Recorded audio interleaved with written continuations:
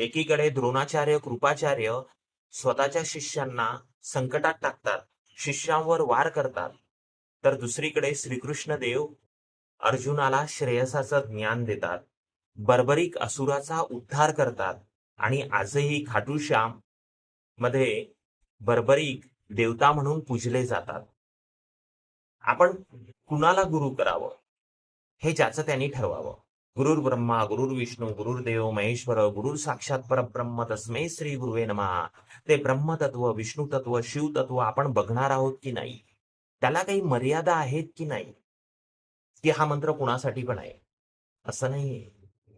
स्वामी समर्थ महाराज, संत गजानन महाराज, साईबाबा, गोंदवलेकर महाराज यांना आपण ब्रह्मचैतन्य म्हणतो.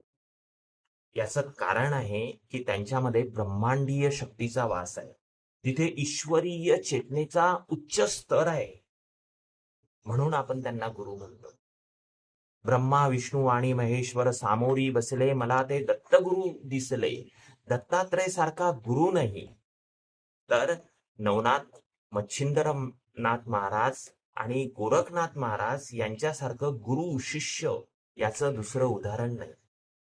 आपण कुणाला गुरु करायचं ते सर्वस्वी आपल्यावरती अवलंबून आहे. शेवटी आपण आपली स्वतःची गती आणि अधोगती आपण स्वतःच निश्चित करतो, दुसरं कुणीही नाही. जय श्री गुरुदेव दत्त. जय